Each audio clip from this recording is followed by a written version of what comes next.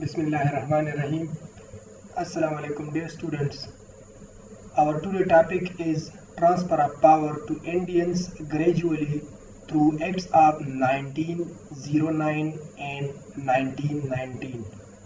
Class 8 History Unit number 1. ये हमारे first unit का बिल्कुल आखिरी टॉपिक है। इससे पहले जिस टॉपिक पर हमने डिस्कशन की थी वो इंडियन कौंसल एक्ट 1861 और इंडियन कौंसल एक्ट 1892। ये एक्ट ऐसे एक्ट थे कि जिसमें पावर ब्रिटिश से होते हुए इंडियन यानी हिंदुस्तान के लोगों के हाथों में दोबारा आता है। इससे पहले जो इंडियन कौंसल एक्ट 1861 और 1892 थी, तो इन दोनों एक्ट्स में कानूनसाज इदारे के बारे में हमने काफी डिस्कशन की थी। और कानूनसाज इदारा वाहिद ऐसा इदारा होता है जो मुल्क के लिए कानून जो है वो बनाता है। तो जब कानून बनाया जाता है तो उसी कानून के मुताबिक मुल्क को सही तरीके से चलाया जाता है। तो यही वजह है कि कानून बनाने वाले इदारों को बहुत ज़्यादा अहमियत दी जाती है। इसलिए कानून बनाने वाले इदारे यानी कि लेजिस्लेटिव काउंसिल में बार बार तब्दीली लाकर हिंदुस्तानियों को ज़्यादा से ज़्यादा नुमाइंदगी दी गई थी। आज का हमारा जो टॉपिक है the government of India act 1909। ये 1909 एक्ट जो है ये बहुत ज्यादा अहम एक्ट है, यानी कि important constitution step by British government. British government ने एक बहुत अहम कदम लिया था। कौन सा कदम? आईनी कदम। यानी आईन के लिहाज से ये एक बहुत अहम स्टेप था। ये एक्ट जो था इसका नाम नेम्ड मेंटू मॉर्ले रिफॉर्म्स, ये भी इसका नाम है। 1909 एक्ट को मेंटू मॉर्ले रिफॉर्म्स का नाम भी दिया जाता है क्योंकि ये किसने बनाया था? Constructed by Indians viceroy मेंटू, India का जो वायसराय था मेंटू, Lord मेंटू, and British cabinet minister for Indians affair Morley. यानी कि मेंटू वायसराय था इंडिया का, जबकि मॉर्ले जो था ये बरतानवी काबीने का मिनिस्टर था, वजीर था। किस चीज के लिए? इंडियन के मामलात के लिए जो मिनिस्टर था वो मॉर्ले था। तो इन दोनों ने ये गवर्नमेंट ऑफ इंडिया एक्ट 1909 बनाई थी, इसलिए उसे मिंटू मॉर्ले रिफॉर्म्स का नाम भी दिया जाता है। इसमें जो इस्लाहात की गई थी वो ये है कि legislative council were further reforms in which powers of its members increased हो, यानी कि कानूनसाज इदारे जो थे इसमें मजीद इस्लाहात की गई और इस्लाहात में जो इख्तियारात थी, जो पावर्स थे, वो ज्यादा से ज्यादा कर दिए गए, इंक्रीज कर दिए गए। किन लोगों के लिए? उन लोगों के लिए जो लेजिस्लेटिव काउंसिल में मौजूद थे, यानी कि लेजिस्लेटिव काउंसिल में मौजूद मेंबर्स के लिए जो इख्तियारात थे उन इख्तियारात में इजाफा कर दिया गया। Positive change made in provinces legislative council, यानी कि जो सूबाई सतह पर कानूनसाज इदारे थे तो उन सूबाई सतह पर कानूनसाज इदारों में भी काफी ठोस तब्दीलियां लाई गई, जबकि members of legislative council were increased.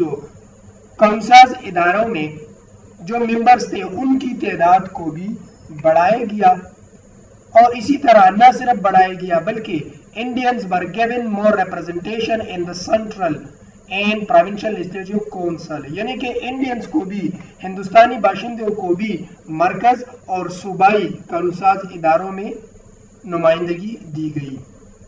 Muslim were given right of separate electorate، یعنی کہ مسلمانوں کو علیحدہ انتخابات کا بھی حق دیا گیا، اور اسی طرح Indians were given representation in Governor Executive Council first time۔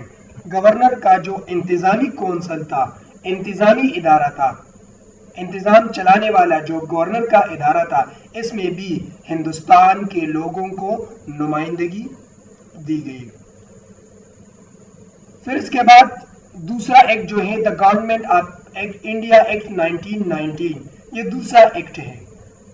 It is also called Montagu Chelmsford reforms کا نام بھی دیا جاتا ہے، یعنی کہ مانٹیگو چیمسفورڈ اصلاحات کا نام بھی دیا جاتا ہے، کیونکہ مانٹیگو چیمسفورڈ نے یہ اصلاحات تو کی تھی، اس لیے یہ نام دیا جاتا ہے۔